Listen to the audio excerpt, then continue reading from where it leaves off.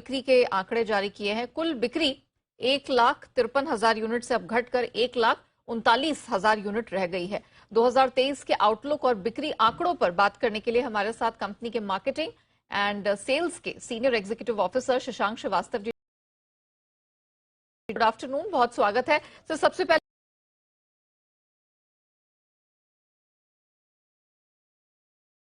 क्योंकि जो final numbers निकल कर आए वो स्ट्रीट एस्टिमेट से कम रहा है और इस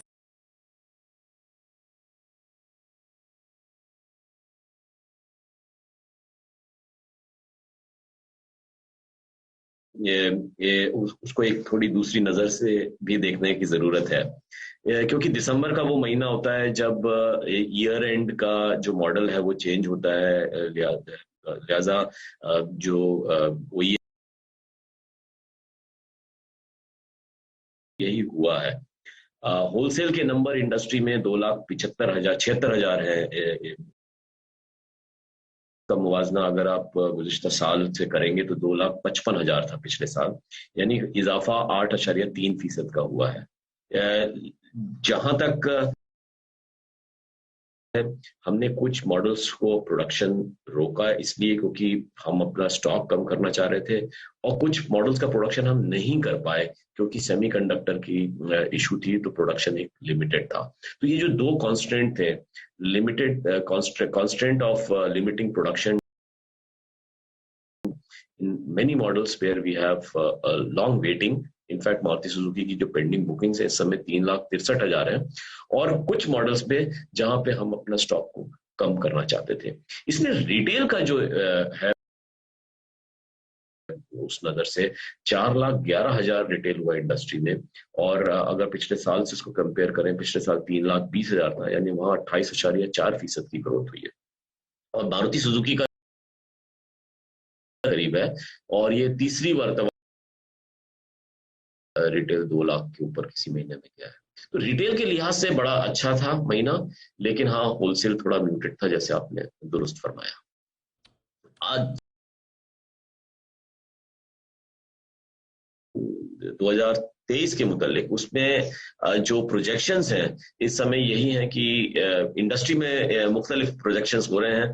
एक तो 1% से 7-7.5% तक की ग्रोथ होगी, ऐसा प्रोजेक्शन है। और जो इंडस्ट्री का जो अगले फाइनेंशियल ईयर जो माली वर्ष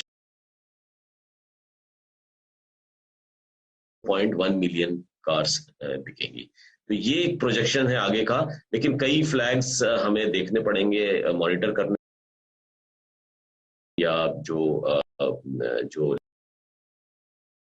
ओवरऑल इकोनॉमिक ग्रोथ है उसको हमें क्लोजली मॉनिटर करना पड़ेगा। साल रहेगा प्राइस फ्रंट पे, तो इस साल के लिए, नए साल के लिए कीमतें बढ़ाने को लेकर किस तरह की तैयारी या प्लानिंग है, एंड विद दैट आप कैसे मैनेज करेंगे जिस तरह का कॉस्ट प्रेशर रहेगा?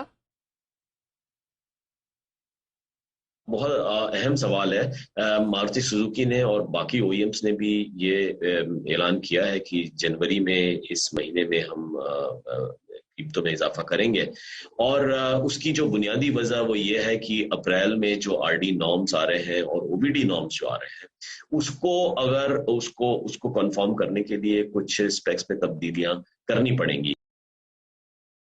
को पास ऑन करनी पड़ेगी कंज्यूमर्स को। एक तो ये है। दूसरा कमी हमने देखा 2-3 महीनों से, उसमें एक बात मैं जरूर बोलना चाहूंगा कि हालांकि कमोडिटी प्राइसेस में थोड़ी कमी हुई है, लेकिन अगर उसका मुवाजना, अगर उसका कंपैरिजन आप 3 साल या 2 साल पहले की कीमतों से करें कमोडिटीज की, तो वो अभी भी बहुत हाई है। अब मैं मिसाल के तौर पे स्टील की प्राइस का बताता हूँ। स्टील की कीमतें जो है 38 रुपए किलो होती थी की बात करें तो, जो बढ़ के 84 रुपए तो हो गई थी, लेकिन अब वो 65, 64-65 के दरमियान है। तो उस नजर से आप बोल सकते हैं कि 84 से वो 64-65 पे तो आ गई है। 40 रुपए से जो कीमत होती थी 2 साल पहले, तो अब मैं वो भी कीमतें ऐसी हैं, $5,200 $5,500 ऑन्स की कीमत तक गई। अब 9,500 $9,600 है, लेकिन 9,500 तो अभी भी बड़ी हाई है। तो मुझे लगता है कि जो प्रेशर है वो थोड़ा कम हुआ है इस वजह से कि कमोडिटी प्राइसेस में की कीमतों में थोड़ा सा कमी आई है। और मुझे वैसे तो मैं कोई पेशगोई नहीं कर पाऊंगा, लेकिन इम्कान यही है कि prices would be relatively more stable. However, अप्रैल से जो रेगुलेटरी चेंजेस आ रहे हैं उसी वजह से हम जो है जनवरी में इस साल प्राइसेस इंक्रीज कर रहे हैं। ओके, तो मारुति साथ जुड़ने के लिए, वो डिटेल्स रखने के लिए, तो क्लियरली प्राइस हाइक से इनकार नहीं कर रहे हैं, क्योंकि कमोडिटी की कीमतें हैं वो पिछले कुछ सालों के मुकाबले मल्टी ईयर हाई पर चल रही हैं, तो उसका इम्पैक्ट यहां पर उन्होंने बताया है कि काफी जरूरी हो